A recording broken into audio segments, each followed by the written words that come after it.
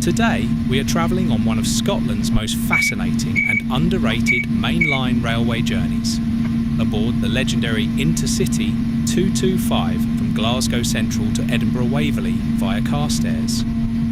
For many railway enthusiasts, the route between Glasgow and Edinburgh usually means the busy main line via Falkirk High, but this journey is something very different. This is the long way round, a grand sweep southwards onto the famous West Coast main line before turning east at the historic junction of Carstairs and heading across the Scottish lowlands towards Edinburgh. And on a snowy winter's day aboard an InterCity 225, this route becomes something truly magical. The InterCity 225 remains one of Britain's most iconic high-speed trains. Introduced during the final great years of British Rail in the late 1980s, these trains transformed long-distance travel on the East Coast Main Line. The name 225 came from the train's designed top speed of 225 km per hour, 140 miles per hour, although signalling restrictions meant they normally operated at 125 miles per hour in service. Even today, decades later, they still carry an atmosphere of speed, comfort, and classic British railway engineering. Our journey begins beneath the vast iron and glass roof of Glasgow Central Station, one of the great railway cathedrals of Britain. Opened in 1879 by the Caledonian Railway, Glasgow Central quickly became the company's flagship station for services to England and the South. The station was expanded dramatically in the early 1900s as rail traffic exploded during the golden age of railway travel. Today it remains Scotland's busiest railway station and one of the most atmospheric anywhere in the United Kingdom. Standing here on the platform as snow falls outside the train shed roof, there is a wonderful sense of occasion. Electric trains hum quietly beneath the steel arches while departure boards flicker with destinations stretching across Scotland and beyond. Ahead of us waits the InterCity 225 set, sleek Mark IV coaches, streamlined design, and the unmistakable shape of the Class 91 locomotive. Even now, these trains still look futuristic despite being over 30 years old. As we pull away from Glasgow Central, the train glides over the famous Clyde bridges and immediately begins threading through the dense railway network of southern Glasgow. To our left and right are countless lines that once carried the immense industrial traffic of the city.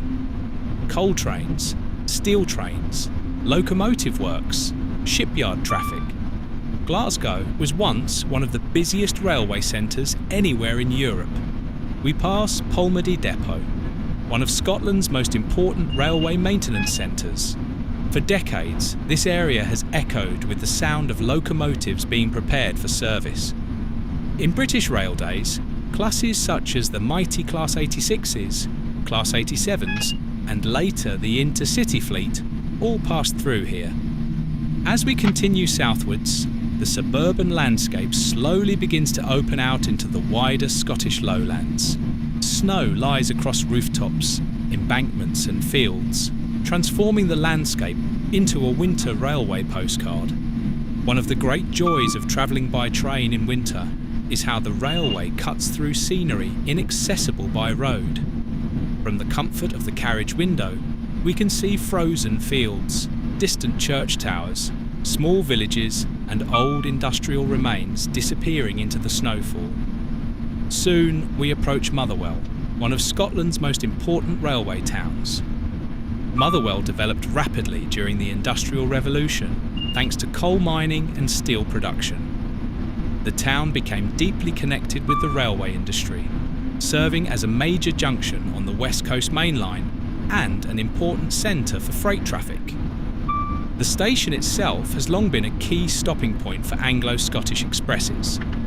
In the days of steam, this area witnessed some of the greatest locomotives ever built. LMS Pacifics, Coronation-class engines, Royal Scots, and later British Rail electric locomotives storming north and south beneath the wires.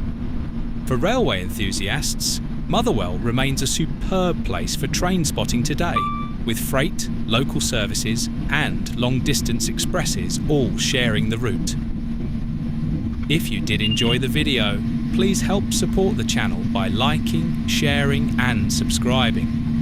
It really does help the channel grow and allows us to continue bringing you more railway journeys, railway history, archive footage and classic British rail action from across the UK and beyond. Don't forget to leave a comment below and let us know your favourite Scottish railway journey or your memories of travelling aboard the InterCity 225.